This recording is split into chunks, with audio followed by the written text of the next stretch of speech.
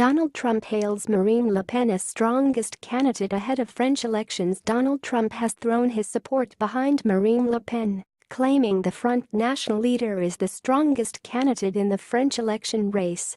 The president's comments come just 24 hours before an anxious nation goes to the polls to finally decide on who is to be the Republic's president. Mrs. Le Pen has not yet met Mr. Trump, and while he stopped short of giving her a full endorsement, he said he thought she was the strongest candidate. Mr. Trump said in an interview with the Associated Press that Mrs. Le Pen is strongest on borders and she's the strongest on what's been going on in France. However, White House Press Secretary Sean Spicer said Mr. Trump didn't have a preference in the election. The comments come just a day after En Marche candidate Emmanuel Macron filmed himself talking on a speakerphone with former U.S. President Barack Obama and broadcast it on Facebook.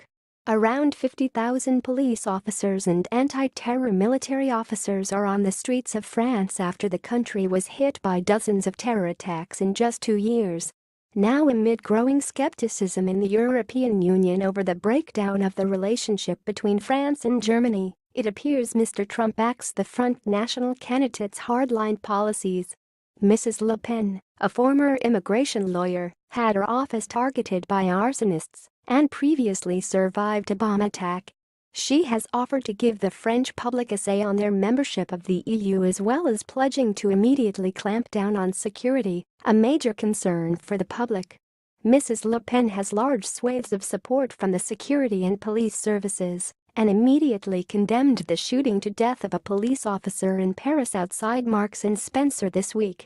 She has further stated that she intends to reinstate France's borders against EU policy, a move that could motivate voters. A spokesman for Prime Minister Theresa May, who has just called a general election, said the government would not deal with the Front National Party. It came after Mrs. May met with Emmanuel Macron at Downing Street. A spokesman for Mrs. May told Express.co.uk. It has been the long-standing policy of this and previous governments not to engage with the Front National.